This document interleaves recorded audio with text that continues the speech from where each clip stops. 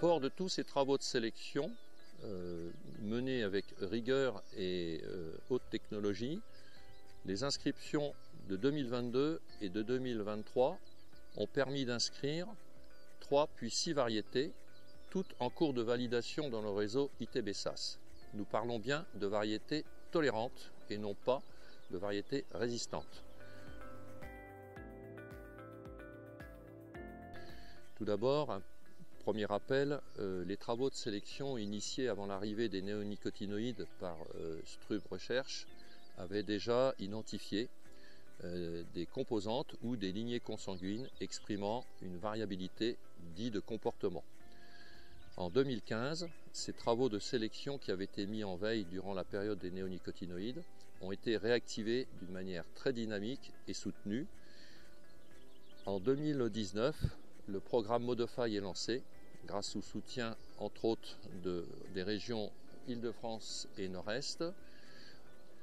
La station de sélection créée à Ytré-Saint-Denis a permis de reprendre tous ces travaux et en termes d'inoculation, il nous faut des pucerons porteurs de virus qui sont positionnés à partir du stade 4 feuilles et cela pendant plusieurs semaines. Ces lignées consanguines qui ont été identifiées après plusieurs années de tests ont permis de créer les variétés qui ont été inscrites en 2022 et en 2023, constituant la gamme Vitali. Pendant toute la période de test, les équipes de terrain font des notations visuelles, comptent les pucerons, mesurent la charge virale avec une pince multispectrale. Des prélèvements de feuilles sont envoyés en Allemagne chez Strub pour faire les tests ELISA et tests qPCR qui permettent d'identifier le type de virus qui sont transmis sur la betterave. Fort de cela, toutes ces notations sont compilées et permettent par le screening d'identifier les composantes qui permettront de créer les futures variétés.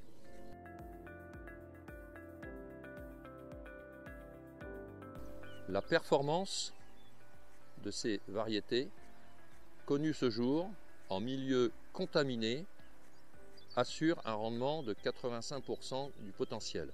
En milieu naturel, ce que l'on retrouve au champ, ces mêmes variétés expriment 90 à 92% du potentiel, ce qui, dans un premier temps, permet d'assurer un rendement décent pour le planteur, mais ces génétiques doivent être accompagnées d'autres leviers, et notamment les aphicides connus ce jour. D'autres variétés sont en cours de sélection et d'inscription.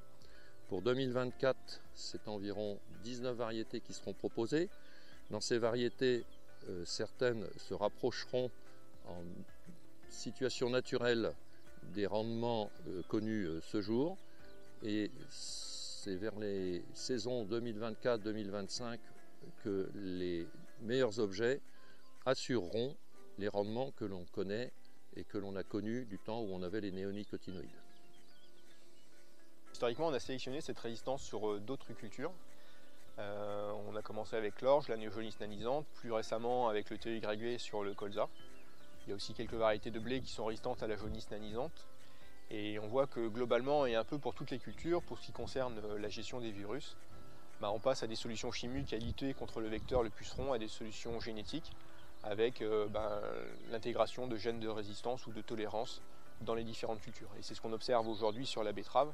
Aujourd'hui, on a des variétés qui sont assez tolérantes, mais pas au maximum de leur capacité. Et avec les progrès de sélection et les progrès de la génétique, ça va s'affiner et probablement que demain, ça sera comme sur le colza ou sur de l'orge, on pourra se passer de traitement insecticide.